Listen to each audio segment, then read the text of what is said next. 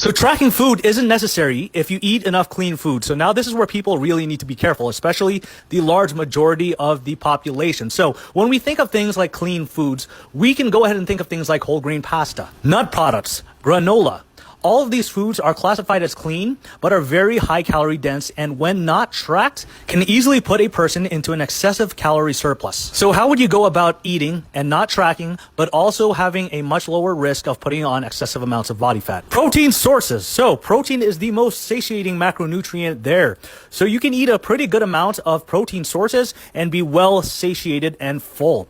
And it is very hard to go ahead and overeat on lean sources of protein, especially if we were to compare the calories to the measurements. It's a lot easier to eat 1,000 calories worth of pasta as compared to chicken breast and lean beef. Vegetables. It is very hard to go into a calorie surplus when eating very large amounts of vegetables. It's just damn well almost impossible. Try eating 1,000 calories worth of cucumbers. Now eat 1,000 calories worth of almond butter, peanut butter. That's a warm-up. That's actually a pretty reasonable take.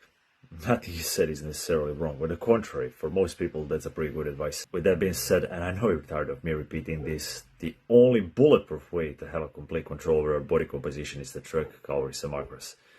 And I know there are outliers out there who never track calories and are still in a pretty good shape or jacked, but they are minority. Those people usually have been in some type of training their whole lives, and they tend to be pretty conscious of what they eat and how much of it. Try applying the same logic to someone who's never been in shape, and there's a pretty high chance they won't go far. So just to make that clear, if you ask me, anyone serious about progress in terms of body composition and performance should track calories and macros. But pretty much as these guys said, you can eat 100% clean and still end up in a surplus and I'm gaining body fat, because a lot of conventionally considered healthy and clean food sources tend to be pretty calorie dense. Even if the only reason you're eating healthy is for the sake of health, if you end up in a surplus and gain substantial amount of body fat in the long run, it literally goes against your goal, because gaining and carrying excess body fat will negatively impact your health in the long run. That's exactly where the value and importance of having a control over your caloric intake comes in. But if you still don't give a fuck about what I just said, then yes, what this guy just said is a pretty good advice for most people.